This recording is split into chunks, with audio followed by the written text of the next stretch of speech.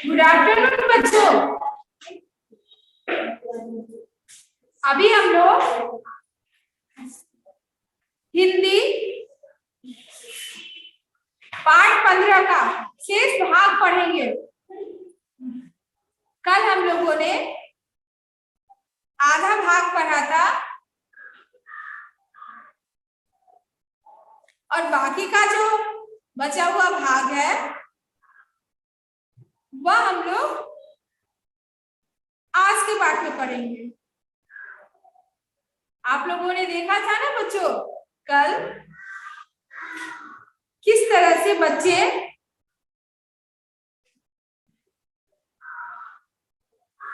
एक वृद्ध व्यक्ति को परेशान कर रहे थे।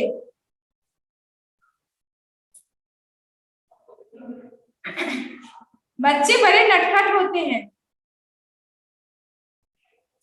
वो गलतियां करते हैं और हम बड़े उनको माफ भी कर देते हैं, लेकिन अपनी गलतियों से बच्चों को सीख लेनी चाहिए। उन्हें बार बार अपनी गलतियों को नहीं दोहरानी चाहिए। इस पाठ में हम यही पढ़ेंगे कि कैसे बच्चे जिनको परेशान करते हैं अंत में वही उनके संस्कृत शिक्षक निकलते हैं। तो आइए बच्चों हम लोग अपने पाठ पे आते हैं। एक विद्यालय में टीचर आकर कहते हैं कि गर्मी छुट्टी के बाद संस्कृत के टीचर नए आएंगे। बच्चे सब शोर मचाते हैं और कहते हैं कि नए टीचर को हम लोग पढ़ाने ही नहीं देंगे और टीचर का नाम रहता है काली कुमार तड़कालंकार। इस नाम से भी बच्चे गाना तैयार करते हैं और चिढ़ाते हैं। बच्चे की गर्मी की छुट्टी हो जाती है, सारे बच्चे अपने अपने घर चले जाते हैं, वापस छुट्टी खत्म हो जाती है और फिर बच्चे वापस अपने विद्यालय आने लगते हैं। उसी समय जिस ट्रेन से वो लोग आते हैं उसी ट्रेन में एक वृद्ध बूढ़ा व्यक्ति चढ़ता है जिसके पास मिट्टी की हांडियां होती है, पोटलियां होती है, संदूक सब होते हैं, बिस्तर होता है। बच्चे सब इतने शरारती होते हैं कि उनकी हांडियों की सारी मिठाइयां खा लेते हैं, उनकी पोटली में से आम सब खा लेते हैं और जब वह बूढ़ा व्यक्ति अपना सामान ढूंढता है तो बच्चे कहते हैं कि चूहों ने खा लिए। इस डब्बे में इतने सारे चूहे हैं, उन्होंने ही आपके खाने पीने की चीज खा ली। और वो बार बार वृद्ध को कहते हैं कि आप इस डब्बे में मत बैठिए, इसमें जगह नहीं है।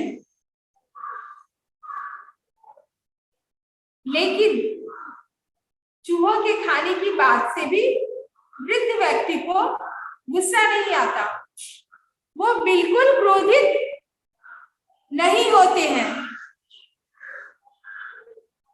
ये देखकर बच्चों को बहुत आश्चर्य होता है कि हमने उन्हें परेशान किया, उनकी खाने की सामग्री भी खा लिए, फिर भी उन्हें गुस्सा नहीं आया। और वो वृद्ध कहते हैं कि अगर मुझे पता होता कि चूहों को इतना ज्यादा भूख लगी है या खाना पसंद है तो मैं उनके लिए और भी मिठाइयां और आम लाता। इसके बाद देखिए बच्चों आगे क्या होगी वो हम लोग पाठ से पढ़ेंगे। तो आइए बच्चों हम लोग अपने पाठ से पढ़े। कुछ देर बाद गाड़ी वर्धमान स्टेशन पर रुकी।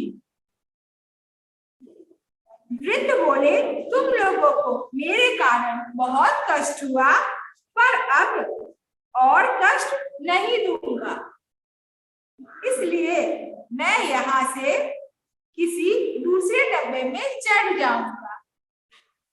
थोड़ी देर के बाद वर्धमान स्टेशन और जो वृद्ध व्यक्ति थे वो कहते हैं कि अब मैं तुम लोगों को परेशान नहीं करूंगा।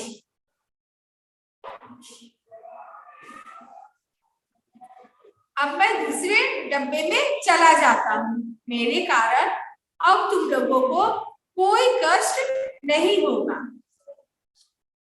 लेकिन बच्चे कहते हैं नहीं नहीं, अब आप हमारे साथ हमारे डब्बे में ही चलेंगे। लेकिन इतनी देर में बच्चों को दोस्ती हो जाती है उनसे और वो कहते हैं कि नहीं, अब आपको यहाँ से कहीं और जाने की जरूरत नहीं है, आप हमारे साथ ही हमारे डब्बे में ही चलेंगे। आपका सामान और आपकी पोटली में जो भी बचा है, हम सब बारी बारी से उसकी चौकीदारी करेंगे, बच्चों ने जिद करते हुए कहा। और बच्चों ने कहा कि अब आप मत घबराइए, आपकी पोटली में जो कुछ भी है उसकी बारी बारी से हम बच्चे रखवाली करेंगे और आपको कोई भी कष्ट नहीं पहुंचेगा। बच्चों की जिद के आगे झुकते हुए वृद्ध उनके साथ ही डब्बे में बैठे रहे। जब बच्चे जिद करने लगे तो वृद्ध व्यक्ति ने उसी डब्बे में बैठना उचित समझा और उसी डब्बे में बच्चों के साथ बैठे रहे। तभी एक मिठाई का ठेला उनके डिब्बे के सामने आकर रुका। उसी समय एक मिठाई बेचने वाला उनके डब्बे के पास आकर रुका। वृद्ध ने सभी बच्चों को मिठाई का एक एक दोना पकड़ाते हुए कहा, देखना इस बार चूहों की दावत में कोई गड़बड़ी नहीं होनी चाहिए। और उस वृद्ध व्यक्ति ने सभी बच्चों को मिठाई का एक एक डब्बा हाथ में थमा दिया और कहा कि देखना इस बार चूहों की दावत में उन्हें कोई भी कमी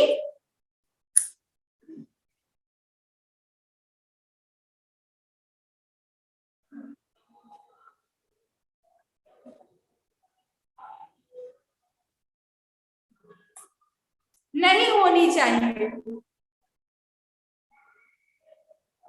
बच्चों ने जी भरकर मिठाई का आनंद लिया और बच्चों ने अब जी भरकर मिठाई का आनंद लिया, खूब भरपेट मिठाई खाए, क्योंकि उस वृद्ध व्यक्ति के मिठाई कोई चूहों ने नहीं खाए थे, वो उन नटखट शरारती बच्चों ने खाए थे।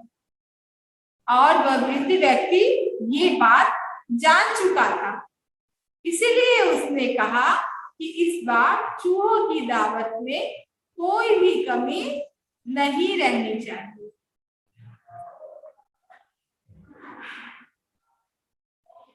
फिर आई आमों की बारी। आमों पर तो बच्चों जैसे बच्चे टूट ही पड़े। इतना कुछ खाने के बाद बच्चों को वृद्ध से बात करने की सुध आई। जब बच्चे मिठाई खत्म किए उसके बाद अब आम की बारी है। क्योंकि बच्चों को मिठाइयाँ और आम दोनों पसंद। जब आम बेचने वाला ठेला आया तो वृद्ध ने आम को भी रुकवाया और बच्चों को भर पेट आम खिलाया। जब सारे बच्चे का पेट भर गया तो सभी बच्चों को याद आया कि अब इनसे थोड़ी बातचीत की जाए। तब उन्होंने वृद्ध से पूछा, एक बात बताइए, आप जा कहाँ रहे हैं? और फिर बच्चों ने पूछा कि एक बात अब बताइए कि अब आप कहाँ जा रहे हैं? यह तो मुझे भी नहीं पता। वृद्ध व्यक्ति कहता है कि मुझे भी नहीं पता कि मैं कहाँ जा रहा हूँ। मतलब मैं रोजगार की तलाश में निकला हूँ, जहां काम मिल जाएगा वहीं उतर जाऊं। वृद्ध व्यक्ति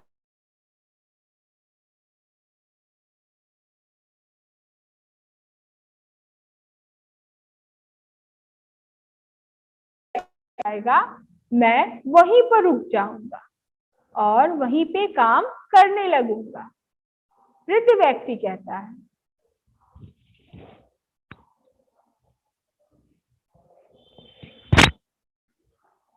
एक बात बताइए, आपको कौन सा काम आता है? बच्चों ने पूछा उस वृद्ध व्यक्ति से कि एक बात बताइए कि आपको कौन सा काम आता है करने? वृद्ध ने बताया, मैं टूलो पंडित हूँ, यानी संस्कृत में पढ़ाता हूँ।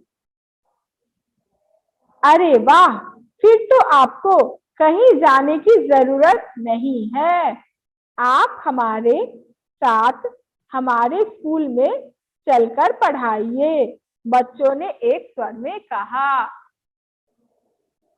जैसे ही उस वृद्ध ने कहा कि मैं संस्कृत शिक्षक हूँ, बच्चों ने कहा, अब आपको कहीं और जाना नहीं है, क्योंकि अब आप हम लोगों के साथ हमारे विद्यालय में जाएंगे, क्योंकि हमारे विद्यालय में संस्कृत शिक्षक की कमी है और आप हमारे विद्यालय में संस्कृत टीचर बनकर आएंगे।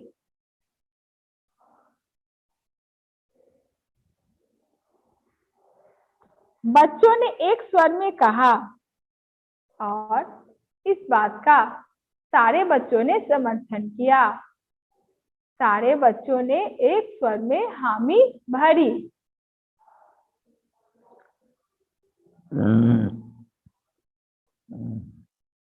लेकिन ये बताओ कि भला तुम्हारे स्कूल वाले मुझे अपने यहाँ क्यों रखने लगे? वृद्ध ने कहा, लेकिन तुम्हारे स्कूल वाले मुझे अपने स्कूल में क्यों टीचर रखेंगे? उनके स्कूल में तो पहले से ही टीचर होंगे। उस पर बच्चों ने कहा,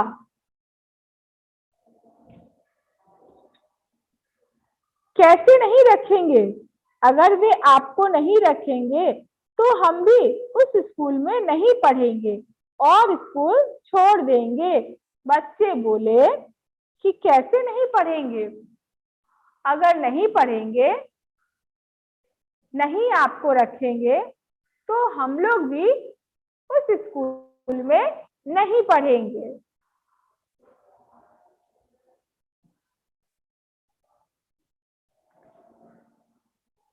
तो वो वृद्ध व्यक्ति कहते हैं कि अच्छा ठीक है,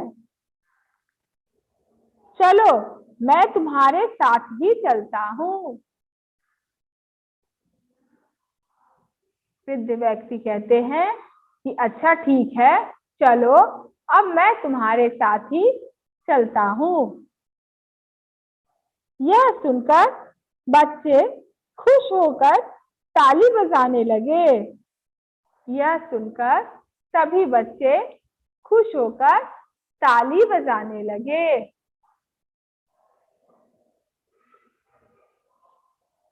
थोड़ी देर बाद आखिर उनका स्टेशन आ ही गया और गाड़ी रुकी। थोड़ी देर के बाद ही उन लोगों का स्टेशन आ गया और ट्रेन जो थी वो रुक गई।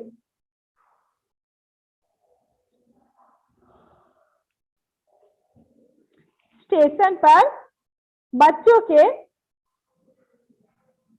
स्टेशन पर स्कूल के सेक्रेटरी स्वयं खड़े थे। स्टेशन पर जैसे ही वो वृद्ध व्यक्ति और बच्चे उतरे, वहां पे विद्यालय के सेक्रेटरी जो थे वो खड़े थे, उनको वहां भेजा गया था। उन्होंने आगे बढ़कर उन वृद्ध के पैर छूकर उन्हें प्रणाम करते हुए कहा, आइए आइए तर्कालंकार जी, आपका स्वागत है, आपके रहने की व्यवस्था हो गई है। और आगे बढ़कर वो सेक्रेटरी जो थे वो उस वृद्ध के पैर छूते हैं और कहते हैं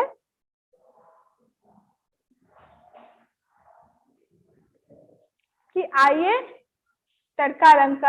तर्कालंकार जी, आपका स्वागत है हमारे विद्यालय में और आपके रहने की व्यवस्था कर दी गई है।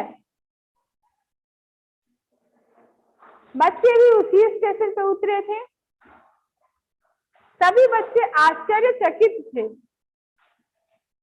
क्योंकि ये वृद्ध व्यक्ति और दूसरा कोई न थे, ये उन बच्चों के नए संस्कृत टीचर थे जिनको ये बच्चे इतना चिढ़ा रहे थे और जिनसे वो पढ़ना नहीं चाहते थे। लेकिन एक ही डब्बे में आने से बच्चे अनजाने में ही उस टीचर से पढ़ने को तैयार हो गए थे। देखिए बच्चों, कितनी बार होता ये है कि हमें किसी चीज के विषय में जानकारी ना हो तो हमें वो चीज अच्छी नहीं लगती, लेकिन जब हम उस वस्तु के बारे में, उस व्यक्ति के बारे में पूरी जानकारी होती है तो हमें वो चीज, वो व्यक्ति, वो वस्तु अच्छी लगने लगती है। कितनी बार जो दवाइयां कड़वी होती है लेकिन वही हमें स्वस्थ बना देती है। इसीलिए जो लोग देखने में अच्छे ना होते हैं, जरूरी नहीं है कि उनका व्यवहार भी अच्छा ना हो। हमें किसी को बिना जाने पहचाने ही किसी के विषय में निर्णय नहीं लेना चाहिए। हर चीज की पड़ताल करनी चाहिए, जांच परख करनी चाहिए और उसके बाद हमें फैसला लेना चाहिए। तो देखिए बच्चों, हम लोगों ने अपना पाठ पूरा कर लिया। इस कहानी से हमें ये शिक्षा मिलती है कि हम जब तक किसी के बारे में नहीं जानते हैं तब तक हमें उनसे लगाव नहीं होता है, लेकिन जब हम उसके विषय में जान जाते हैं तो वही चीजें हमें अच्छी लगने लगती है।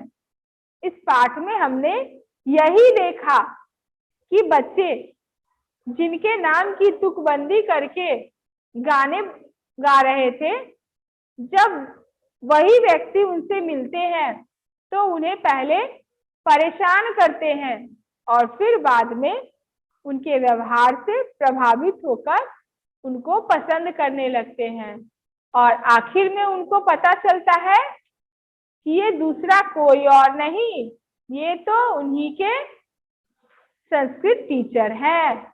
इस तरह से हम लोगों ने अपना पाठ पूरा कर लिया। आज बच्चों हम लोगों ने पाठ 15 पूरा कर लिया। आइए बच्चों, अब हम लोग प्रश्नोत्तर पर ध्यान देंगे। तर्कालंकार अध्यापक किस विषय के थे? तो वो संस्कृत विषय के शिक्षक थे। संस्कृत के अध्यापक का पूरा नाम क्या था? तो उनका पूरा नाम काली कुमार तर्कालंकार था। चादर बिछाकर कौन बैठ गया? चादर बिछाकर वृद्ध व्यक्ति बैठ गए थे नीचे। सज्जन व्यक्ति कौन था? सज्जन व्यक्ति संस्कृत टीचर थे, संस्कृत के शिक्षक थे। सही विकल्प पर सही का निशान लगाना है। काली कुमार तर्कालंकार किसका नाम था? अध्यापक का। पहला जो अ है उसमें टिक लगा लो। दूसरा, तुकबंदी कर कविता कौन रच लिया करता था? तुकबंदी करके कविता कौन बनाता था? तो सौरभ बनाता था। सौरभ एक लड़के का नाम था जो तुकबंदी करके कविता बना लिया करता था। बेटा, सारे डिब्बों में रेलम पेल मची हुई है, किसने कहा था? वृद्ध सज्जन ने। वृद्ध सज्जन जो थे उन्होंने ये बात कही थी।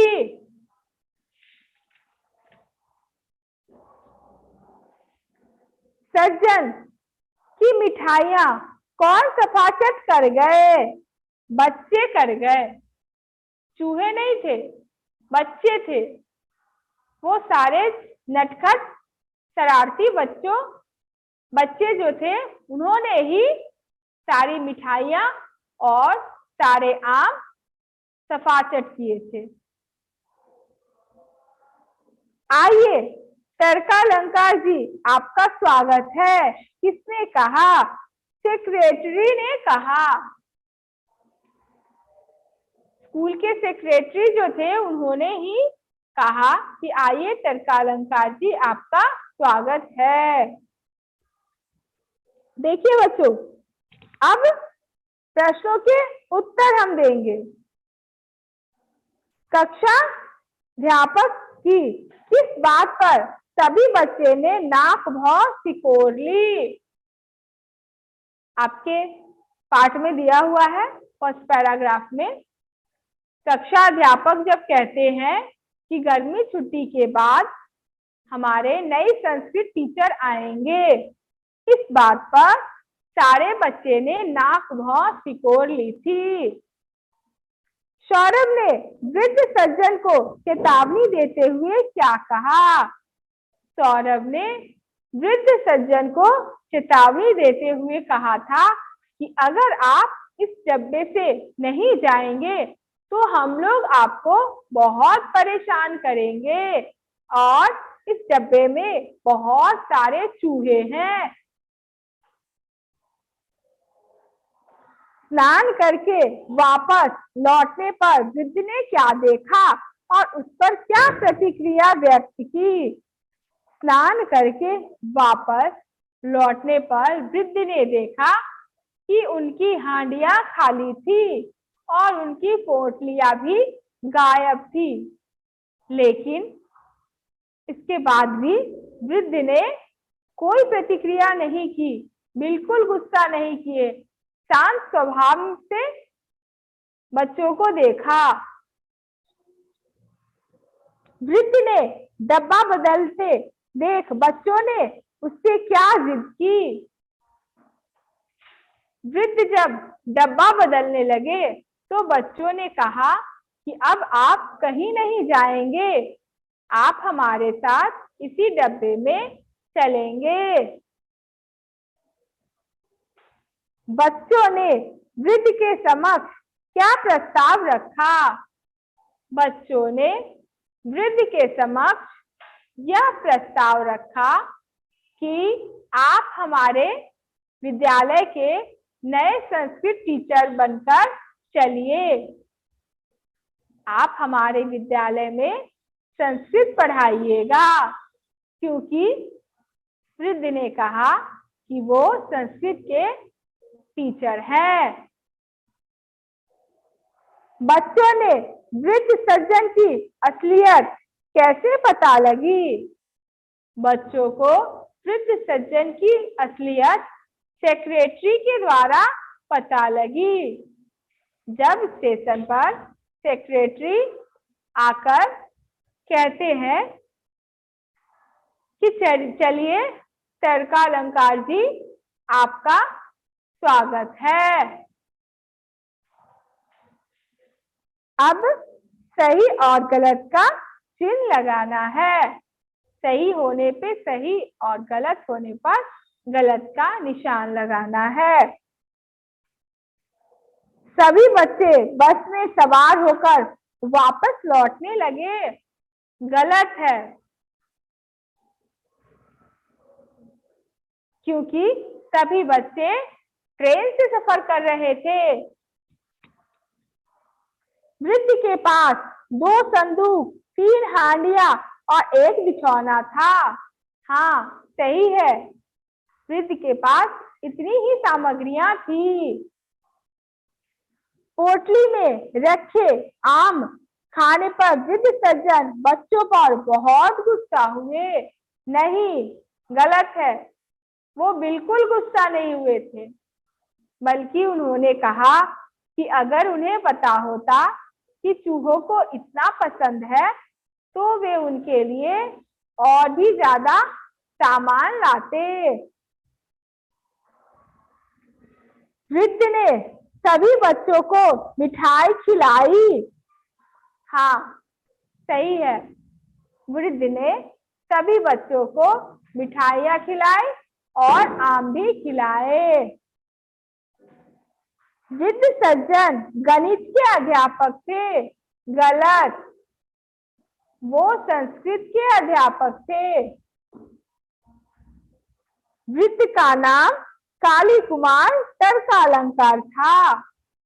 सही, यही उनका नाम था जिससे सारे बच्चे उन्हें चिढ़ाया करते थे।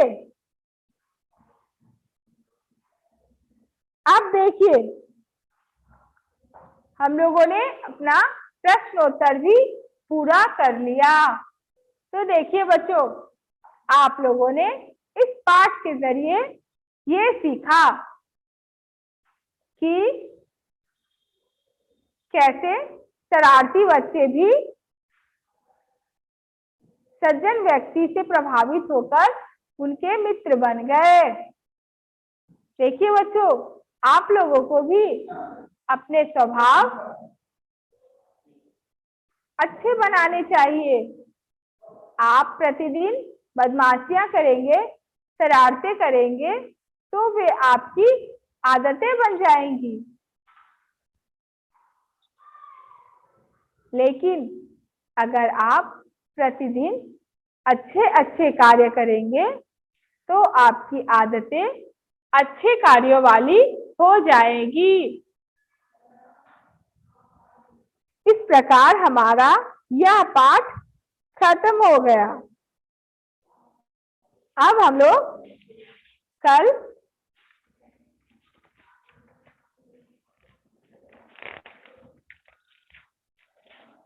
आगे का पाठ पढ़ेंगे।